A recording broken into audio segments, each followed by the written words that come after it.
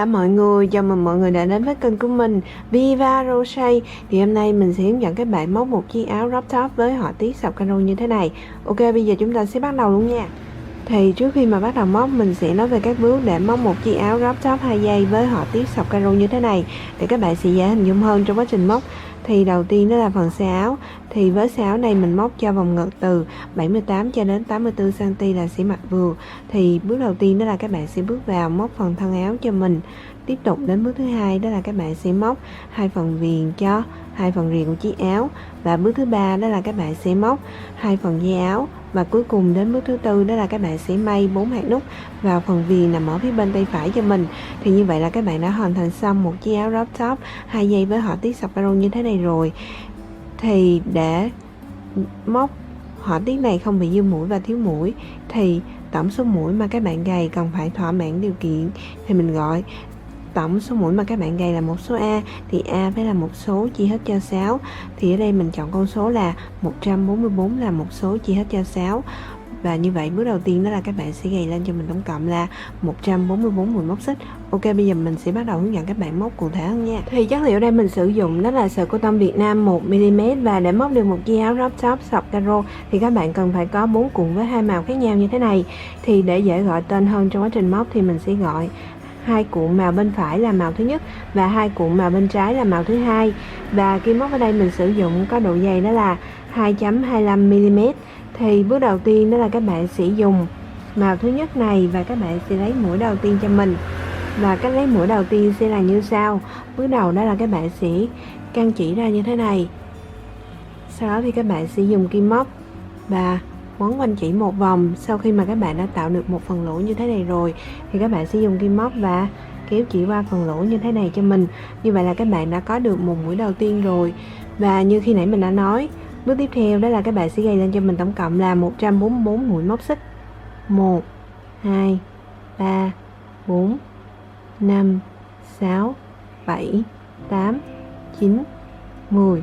Sau khi mà các bạn đã gầy lên đủ cho mình 144 mũi móc xích rồi thì bước tiếp theo đó là các bạn sẽ chuyển qua và móc lên cho mình dòng thứ nhất. Và để móc dòng thứ nhất, trước hết đó là các bạn sẽ móc lên cho mình 3 mũi móc xích nữa. 1 2 và 3. Sau đó thì các bạn sẽ bỏ qua cho mình 4 chân móc xích đầu tiên, 1 2 3 và 4. Sau đó thì các bạn sẽ đâm vào chân móc xích thứ 5 là nằm ở đây, kéo chỉ qua và móc lên cho mình một mũi móc kép. Tiếp tục đến chân móc thứ 6 cũng như vậy, các bạn cũng sẽ đâm vào và móc lên cho mình mũi móc kép tiếp theo. Sau đó là đến chân móc thứ 7 và chân móc thứ 8, các bạn sẽ đâm vào và móc liên tục cho mình hai mũi móc kép trên hai chân móc. Tiếp theo đó là đến chân móc thứ 9. Thì ở chân móc thứ 9 này các bạn sẽ đổi màu chỉ cho mình, đó là các bạn sẽ đổi sang màu chỉ thứ hai. Và cụ thể cách đổi sẽ là như sau. Đầu tiên đó là các bạn sẽ đâm vào chân móc thứ 9 này và kéo chỉ qua một lần. Tiếp theo đó là các bạn sẽ dùng màu chỉ thứ hai này và các bạn sẽ lấy mũi đầu tiên cho mình. Và thay vì dùng màu chỉ thứ nhất mà các bạn sẽ kéo qua hai đầu sợi còn lại thì các bạn sẽ thay bằng mũi đầu tiên của màu thứ hai và các bạn sẽ kéo qua hai đầu sợi này cho mình. Như vậy là ở đây các bạn đã đổi màu chỉ thành công rồi. Bước tiếp theo đó là các bạn sẽ dùng màu thứ hai này và các bạn sẽ đâm vào 6 chân móc kế tiếp và móc liên tục cho mình 6 mũi móc kép trên 6 chân móc. Và trong quá trình móc thì các bạn sẽ nẹp cái sợi chỉ của màu thứ nhất này vào các chân mũi của màu thứ hai cho mình.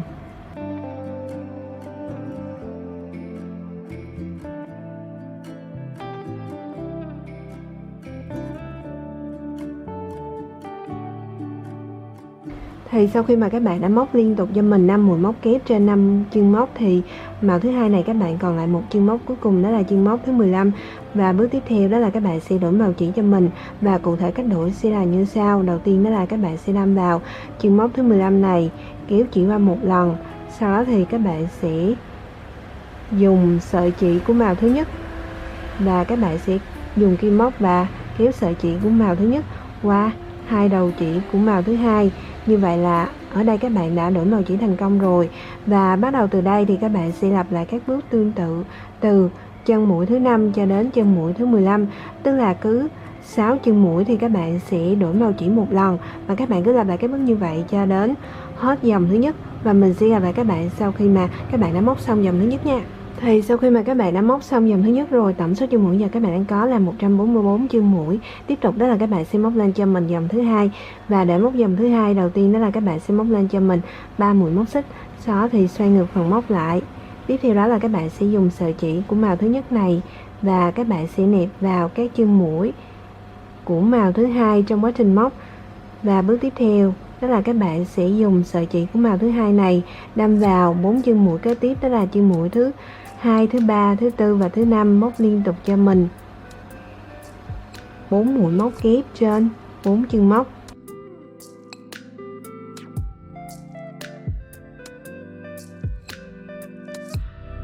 Sau khi mà các bạn đã móc đến hết chân mũi thứ 5 rồi thì tiếp tục đó là các bạn sẽ móc chân mũi thứ 6 cho mình, và ở chân mũi thứ 6 này các bạn sẽ đổi màu chỉ cho mình, đó là các bạn sẽ đổi sang màu chỉ thứ nhất, và cách đổi thì sẽ tương tự giống như là dòng thứ nhất mình đã hướng dẫn.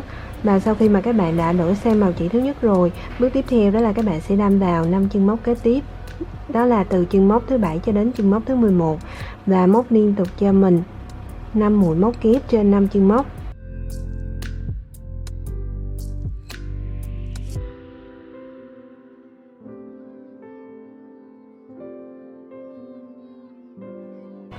Sau đó là đến chân móc thứ 12 thì các bạn lại tiếp tục đổi sang màu chỉ thứ hai cho mình.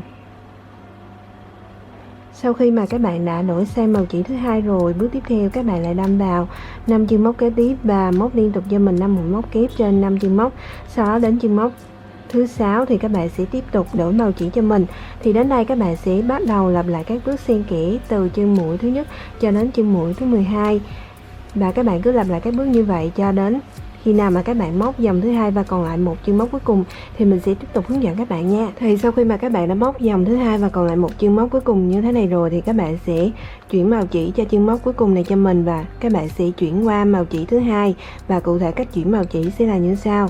Đầu tiên đó là các bạn sẽ đâm vào chân móc cuối cùng, cũng chính là mũi móc xích thứ tư tính từ dưới tính lên, trong tổng số 4 mũi móc xích đầu tiên mà các bạn đã bỏ qua ở dòng thứ nhất á, thì các bạn sẽ đâm vào và kéo chỉ qua lần thứ nhất. Sau đó thì các bạn sẽ thay thế bằng sợi chỉ của màu thứ hai và dùng kim móc và kéo qua hai đầu chỉ còn lại. Như vậy là các bạn đã đổi màu chỉ thành công rồi. Bước tiếp theo đó là các bạn sẽ dùng màu chỉ thứ hai này và móc lên cho mình dòng thứ ba. Để móc dòng thứ ba đầu tiên đó là các bạn sẽ móc lên cho mình 3 mũi móc xích. Sau đó thì xoay ngược phần móc lại. Và tiếp theo đó là các bạn sẽ nẹp cái màu chỉ thứ nhất này vào các chân mũi của màu chỉ thứ hai trong quá trình móc. Và bước tiếp theo đó là các bạn sẽ đâm vào 4 chân móc kế tiếp, đó là chân móc thứ hai, thứ ba, thứ tư và thứ năm, móc liên tục cho mình 4 mũi móc kép trên 4 chân móc.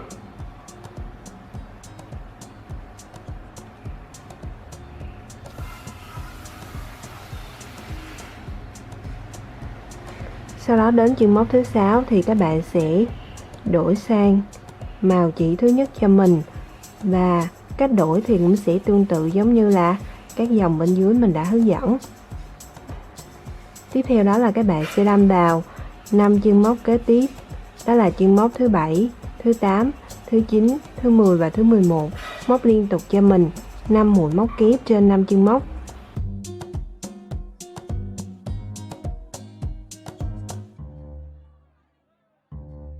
Tiếp theo đó là đến chân móc thứ 12, các bạn lại tiếp tục đổi màu chỉ cho mình, đó là các bạn sẽ đổi sang màu chỉ thứ hai, và cách đổi thì cũng sẽ tương tự giống như là các dòng bên dưới mình đã hướng dẫn. Thì đến đây các bạn sẽ bắt đầu lặp lại các bước xen kẽ như nãy giờ mình đã hướng dẫn cho đến hết dòng thứ ba, và mình sẽ gặp lại các bạn sau khi mà các bạn đã móc xong dòng thứ ba nha. Sau khi mà các bạn đã móc xong dòng thứ ba rồi thì tổng số chân mũi giờ các bạn đang có là 144 chân mũi. Tiếp tục đó là các bạn sẽ móc lên cho mình dòng thứ tư. Thì ở dòng thứ tư này cũng tương tự giống như là các dòng bên dưới, đó là cứ 6 chân mũi thì các bạn sẽ đổi màu chỉ một lần, và cụ thể cách móc dòng thứ tư sẽ là như sau.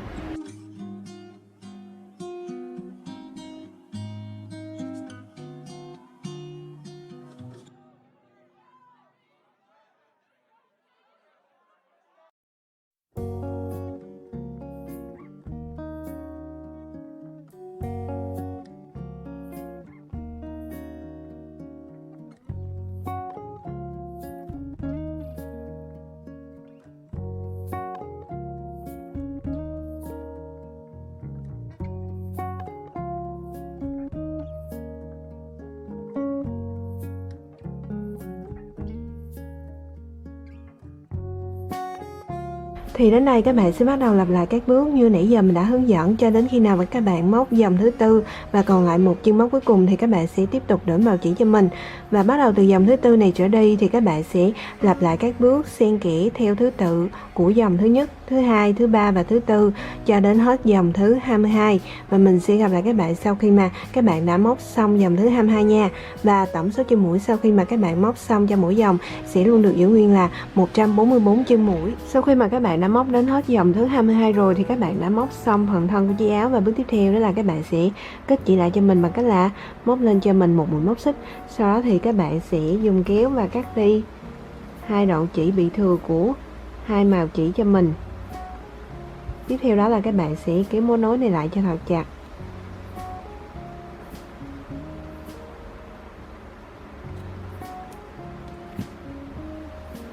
Sau đó thì các bạn sẽ bước vào bước tiếp theo, đó là các bạn sẽ móc hai phần viền cho hai bên phần rìa của chiếc áo. Thì đầu tiên đó là mình sẽ hướng dẫn các bạn móc phần viền nằm ở phía bên tay trái trước nha.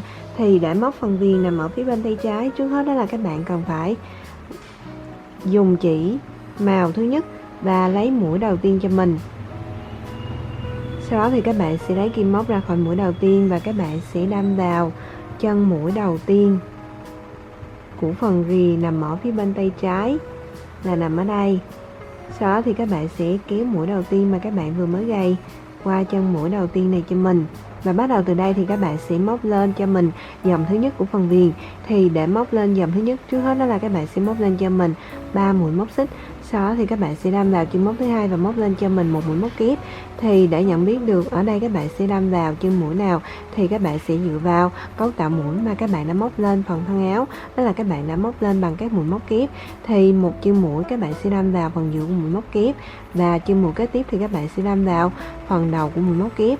Như vậy là các bạn sẽ đâm vào chân móc thứ hai, tức là nó sẽ nằm ở phần giữa của mũi móc kép, và sau đó thì các bạn sẽ móc lên cho mình một mũi móc kép. Tiếp tục chân móc kế tiếp là nằm ở phần đầu.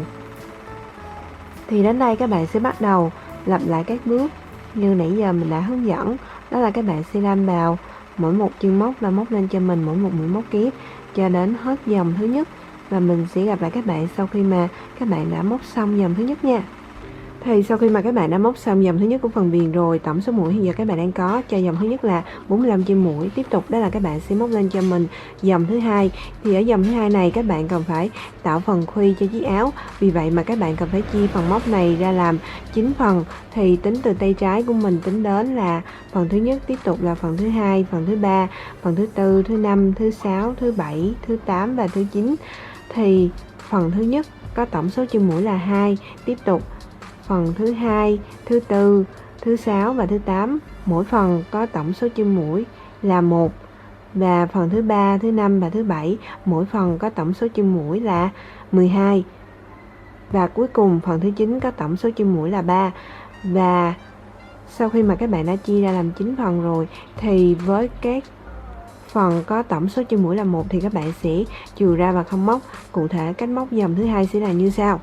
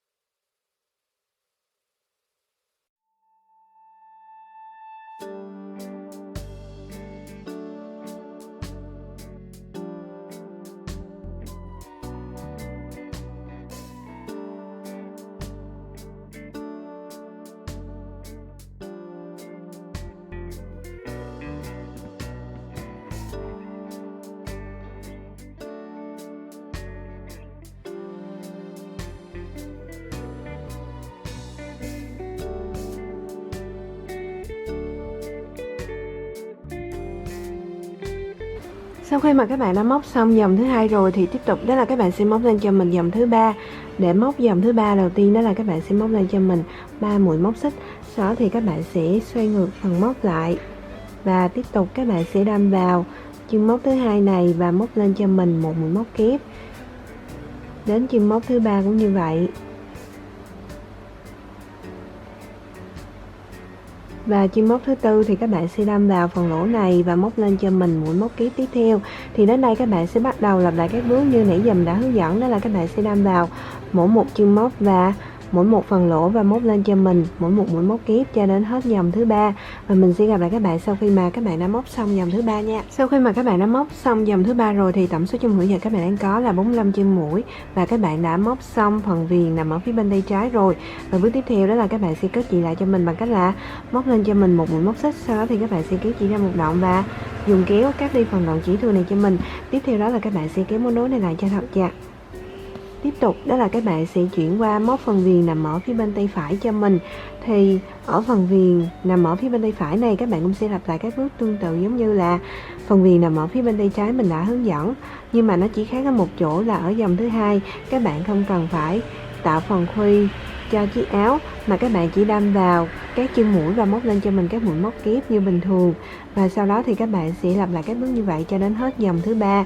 Và mình sẽ gặp lại các bạn sau khi mà các bạn đã móc xong phần viền nằm ở phía bên tay phải nha. Thì sau khi mà các bạn đã móc xong phần viền áo còn lại rồi thì các bạn sẽ bước vào bước tiếp theo, đó là các bạn sẽ móc hai phần da áo cho mình. Thì để móc được hai phần da áo, trước hết đó là các bạn cần phải xác định được 4 điểm mà các bạn móc hai phần da áo cho mình. Thì điểm thứ nhất tính từ tay trái đó là sẽ nằm ở chân mũi thứ 13 cho đến chân mũi thứ 20. Điểm thứ hai là sẽ nằm ở chân mũi thứ 51 cho đến chân mũi thứ 58. Và điểm thứ ba là nằm ở chân mũi thứ 87 cho đến chân mũi thứ 94. Và cuối cùng điểm thứ tư là nằm ở chân mũi thứ 125 cho đến chân mũi thứ 132. Thì sau đây mà các bạn đã xác định được 4 điểm rồi thì bước đầu tiên đó là mình sẽ hướng dẫn các bạn móc phần da áo thứ nhất, tức là phần da áo nằm ở phía bên tay phải trước nha. Thì để móc phần da áo nằm ở phía bên tay phải, đầu tiên đó là các bạn cần phải lấy mũi đầu tiên cho mình. Sau đó thì các bạn sẽ lấy kim móc ra khỏi mũi đầu tiên và các bạn sẽ đâm kim vào chân mũi thứ 51 là nằm ở đây. Tiếp theo đó là các bạn sẽ kéo mũi đầu tiên qua chân mũi thứ 51 này cho mình. Và bắt đầu từ đây thì các bạn sẽ móc lên dòng thứ nhất của phần da áo cho mình bằng cách là các bạn sẽ móc lên cho mình 3 mũi móc xích. Sau đó thì đâm vào 7 chân móc kế tiếp, móc liên tục cho mình 7 mũi móc kép trên 7 chân móc.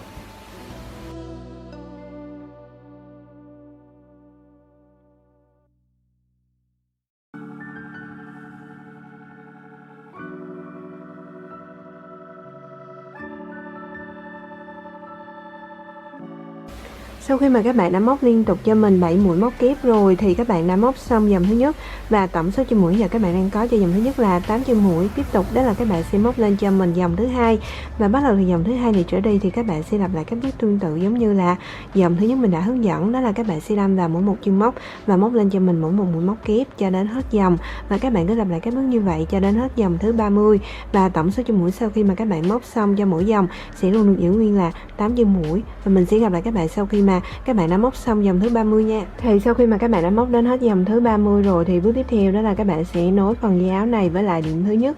Chính xác là các bạn sẽ nối từ chân mũi thứ 20 cho đến chân mũi thứ 13 là nằm ở đây. Và cụ thể cách nối sẽ là như sau.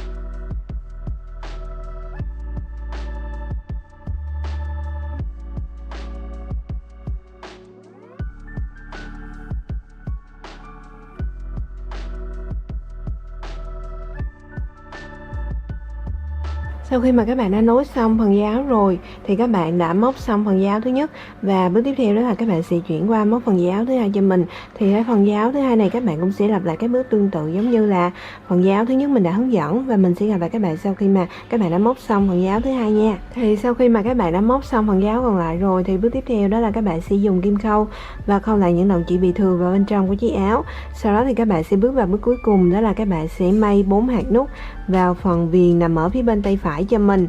Thì đầu tiên đó là các bạn cần phải có 4 hạt nút với đường kính là 2 cm. Sau đó thì các bạn sẽ định hình vị trí của từng hạt nút trên phần viền nằm ở phía bên tay phải cho mình. Sau khi mà các bạn đã định hình xong rồi thì bước tiếp theo đó là các bạn sẽ may những hạt nút này vào phần viền nằm ở phía bên tay phải cho mình, và cụ thể cách may sẽ là như sau.